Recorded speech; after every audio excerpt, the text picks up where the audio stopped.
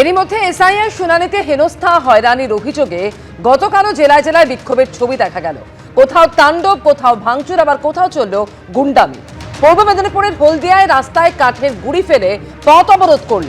দক্ষিণ চব্বিশ পরগনার ঢোলাহাটের 6 জায়গায় গতকাল পথ অবরোধ করা হয়। এসআইআর এর নামে হয়রানির অভিযোগে উত্তর চব্বিশ পরগনার বাদুরিয়াতেও হয় রাস্তা অবরোধ।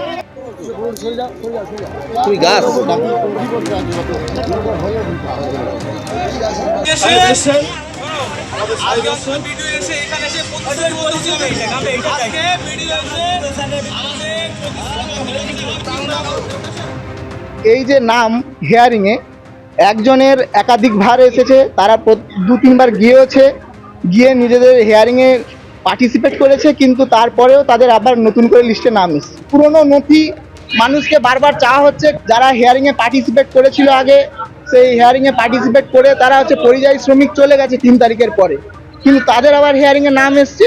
আমরা এই দেশের নাগরিক, আমার দাদা, পরদাদা, তার দাদা ডকুমেন্টস আমরা শো করছি, দলিল শো করছি, দেখে দেখে নামগুলো বাতিল করা হচ্ছে। একজন বৈধ নাগরিককে অবৈধ প্রমাণ করালে আমরা রাস্তা থেকে সরব না।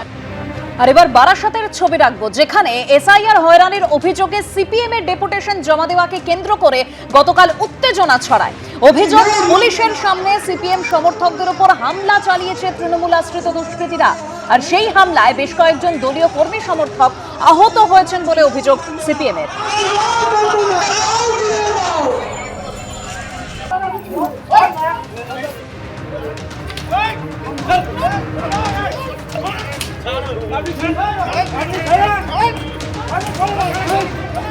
তৃণমূলের দুষ্কৃতীরা তারা আমাদের কর্মীর নেতৃত্বকে টার্গেট করে পুলিশের সামনে আক্রমণ করে এবং গোটা মাথা ফেটে গিয়েছে, হাত ভেঙেছে, বোধহয় বুকের অনেকগুলো রিড হয়তো ভেঙে গিয়েছে। একজন মহিলা, তাকে মেরে পা ভেঙেছে।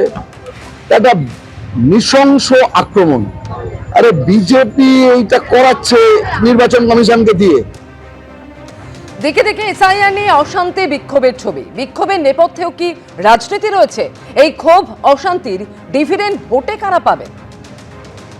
হিংসা থামবে কি করে? তৃণমূল সরকার দায়িত্ব নিয়ে পুলিশের একটা সংগঠনকে ব্যবহার করে সমস্ত ডিএমএসপিকে দিয়ে হিংসা করাচ্ছে।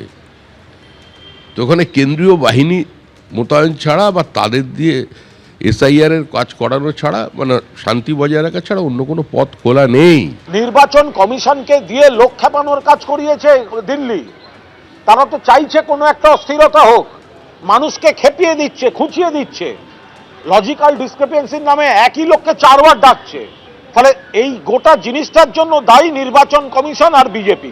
ওরা চাইছিল বাংলার মানুষকে খেপিয়ে অপ্রীতিকর পরিস্থিতি সেই সুযোগে ওদের দালালদের দিয়ে করাতে, তাতে ওদের রাজনীতি করতে সুবিধা হবে। বাংলার মানুষ ঠান্ডা মাথায় এগুলোকে সামলেছে। নাম কেটে দাও, শুনানিতে থাকো, লোক বিরক্ত হবে, লোক বিক্ষোভ করবে। সেই বিক্ষোভের সুযোগ হয় বিজেপি নয় তৃণমূল, এটা কেউ নেবে।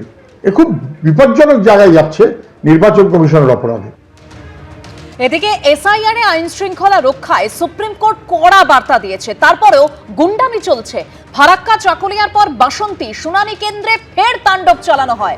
রসিদ না দেওয়ার অভিযোগে বাসন্তীর শুনানি কেন্দ্রে রীতিমতো ধুন্ধুমার পরিস্থিতি। নথি জমার পর রসিদ দেওয়া হয়নি এই অভিযোগ করছেন স্থানীয়রা। শুনানি কেন্দ্রে ভাঙচুর, রাস্তায় টায়ার জ্বালিয়ে অবরোধ করা হয়।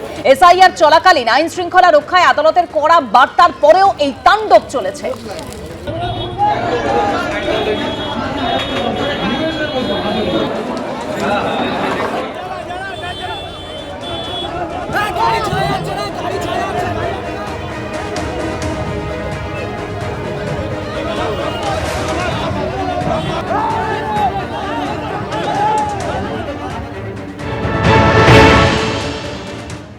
অনেক লেটে চালু হয়েছে, 11টার পরে চালু হয়েছে, যার জন্য মানুষ একটু ক্ষিপ্ত হয়ে গেছে। লেট হওয়ার কারণে এই বিভ্রান্তিটা সৃষ্টি হচ্ছে, না তো হতো না। প্রচুর দেরিতে, মানে 11:23 এসেছিল। আসার টাইম ছিল 9টায়, কিন্তু আমরা তো কাগজে দেখছি আসার টাইম ছিল 9টায়, কিন্তু এসছে 11:23। আমরা তখন ঘড়ি দেখছি। কোনো স্লিপ দিয়েছে? তখন আসে কোনো স্লিপ দেয়নি, কিছু দেয়নি।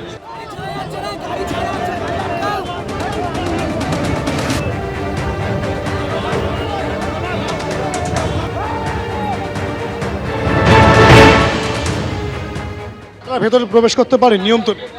নিয়ম কোর্ট তো কালকের রায় দিয়েছে, বিএলএ 2 যারা আছে তারা থাকতে পারবে। আপনার নাম রয়েছে? নাম আছে, নিশ্চয়ই আছে। বিএলএ 2-তে নাম থাকলো না থাকলো বড় কথা নয়, মানুষের পাশে আমরা থাকবো।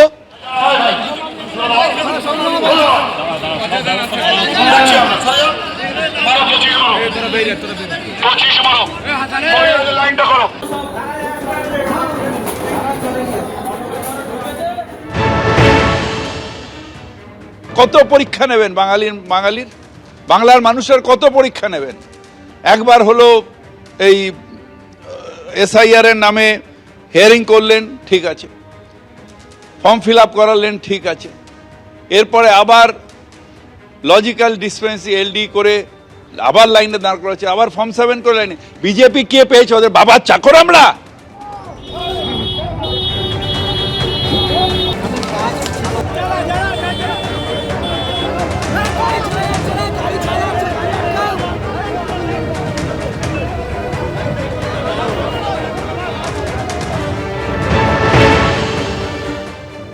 এই এসআইআর কে কেন্দ্র করে তৃণমূল কংগ্রেস গোটা রাজ্য জুড়ে নৈরাজ্য তৈরি করছে।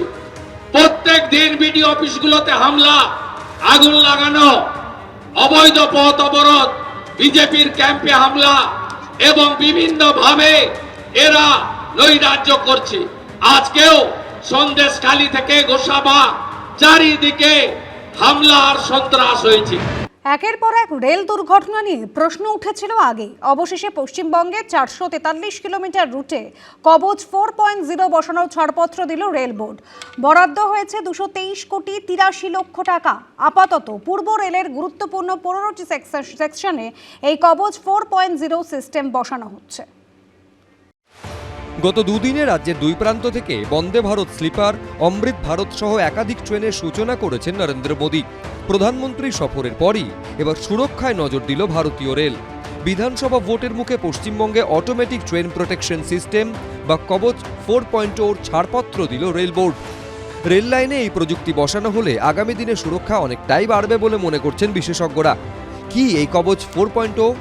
কবচ এমন এক প্রযুক্তি যা দুটো ট্রেনের সংঘর্ষ আটকাতে সক্ষম। একই লাইনের ওপর দুটি ট্রেনের উপস্থিতি নির্দিষ্ট দূরত্ব থেকেই বুঝতে পারে কবচ।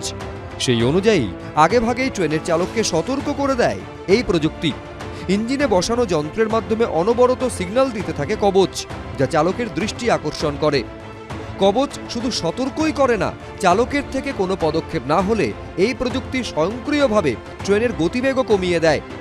গত কয়েক বছরে কখনো বালেশ্বরের বাহানাগা বাজার স্টেশনের কাছে রেল দুর্ঘটনা ঘটেছে, কখনো ফাঁসি দেওয়ার রাঙাপানি স্টেশনের কাছে দুর্ঘটনার কবলে পড়েছে কাঞ্চনজঙ্ঘা এক্সপ্রেস, আবার কখনো চক্রধরপুরে মালগাড়িতে ধাক্কা মেরে বেলাইন হয়ে গেছে হাওড়া মুম্বাই সিএসএমটি মেল। শয়ে শয়ে মানুষের মৃত্যু, বহু মানুষের আহত হওয়া প্রশ্ন তুলে দিয়েছে রেলের সুরক্ষা নিয়ে।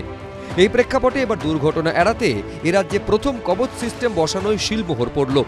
পশ্চিমবঙ্গে মোট 3825 কিলোমিটার রেলপথ রয়েছে, তার মধ্যে পূর্ব রেলের 443 কিলোমিটার রুটে কবচ 4.0 বসানোর ছাড়পত্র মিলেছে। বরাদ্দ করা হয়েছে 223 কোটি 83 লক্ষ টাকা। রেল কর্তৃপক্ষ জানিয়েছে পূর্ব রেলের গুরুত্বপূর্ণ 15টি সেকশনে এই কবচ 4.0 সিস্টেম বসানো হবে। সেগুলির মধ্যে রয়েছে হাওড়া সাঁতরাগাছি, লিলুয়া বেলুড় মঠ, তারকেশ্বর গোঘাট, রামপুরহাট দুমকা, আজিমগঞ্জ মুর্শিদাবাদ, লক্ষ্মীকান্তপুর নামখানা, কাঁকুরগাছি বালিগঞ্জ, কৃষ্ণনগর সিটি লালগোলা, আসানসোল বার্নপুর। 2001 সালে মমতা বন্দ্যোপাধ্যায় রেলমন্ত্রী থাকাকালীন এই কবচ প্রযুক্তির সঙ্গে পরিচিতি ঘটে। তখন শুধুমাত্র লোকোতেই অ্যান্টি কলিশন ডিভাইস বসানোর কথা বলা হয়। পরবর্তীকালে 2020 পর নতুন নামকরণ করা হয় কবচ, আর বর্তমানে কাজে লাগানো হচ্ছে আধুনিক প্রযুক্তি কবচ 4.0। অরিত্রিক ভট্টাচার্য, এবিপি আনন্দ, কলকাতা। এবিপি আনন্দ, এগিয়ে থাকে, এগিয়ে রাখে।